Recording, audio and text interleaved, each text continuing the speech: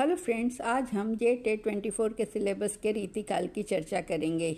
ये हिंदी के सिलेबस में दिया गया है। रीतिकाल की काव्य रचनाएं मुख्य रूप से श्रृंगार रस और अलंकारिक शैली पर आधारित थी। इस युग के कवियों ने काव्य शास्त्र और नायिका भेद को केंद्र में रखते हुए उत्कृष्ट रचनाएं की। उनकी काव्य रचनाओं में प्रेम, सौंदर्य और दरबारी जीवन की झलक मिलती है।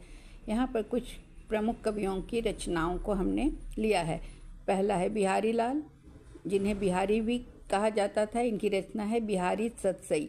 यह बिहारी की सबसे प्रसिद्ध रचना है, जिसमें 700 दोहों के माध्यम से श्रृंगार रस और नीति का सुंदर संयोजन प्रस्तुत किया गया है। प्रत्येक दोहा संक्षिप्त होते हुए भी गहरे अर्थ और अलंकारिकता से परिपूर्ण है। उदाहरण, सतसैया के दोहरे ज्यों नावक के तीर, देखन में छोटे लगें घाव करें गंभीर।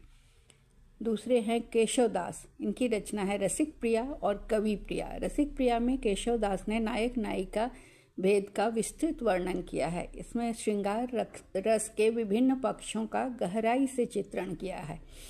कवि प्रिया में उन्होंने काव्य शास्त्र और अलंकारों का विवेचन किया है, जो उस समय के कवियों के लिए मार्गदर्शक की तरह काम करती थी। तीसरे हैं देव कवि। इनकी रचना है सुजान सागर, भाव विलास, कवितावली। देव ने श्रृंगार रस और प्रेम के विविध पक्षों पर आधारित कई रचनाएं की।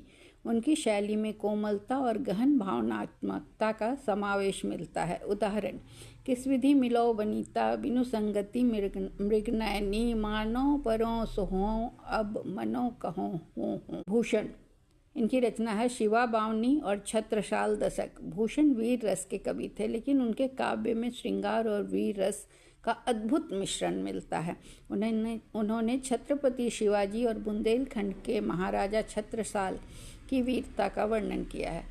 पांचवें हैं मतीराम। इनकी रचना है रसराज, नायिका भेद और अलंकार सार। मतीराम ने नायिका भेद में अलंकारों का वर्णन किया है। उनकी रचनाएं श्रृंगार रस की सूक्ष्मता और उसकी जटिलता को अभिव्यक्त करती है। अगले हैं भिखारी दास। इनकी रचना है भिखारी सतसई और काव्य निर्णय। भिखारी दास ने काव्य शास्त्र और अलंकारों का विस्तृत वर्णन अपनी रचनाओं में किया है। उनके दोहे काव्य शास्त्र की दृष्टि से अत्यंत महत्वपूर्ण माने जाते हैं। अन्य प्रमुख रचनाएं उस काल की हैं। कुलसुम काव्य गोपाल सिंह द्वारा रचित, जिसमें नायक नायिका भेद और श्रृंगारिक काव्य का सुंदर वर्णन मिलता है।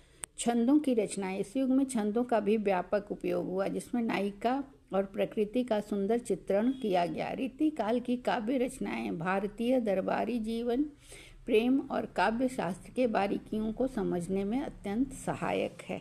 धन्यवाद।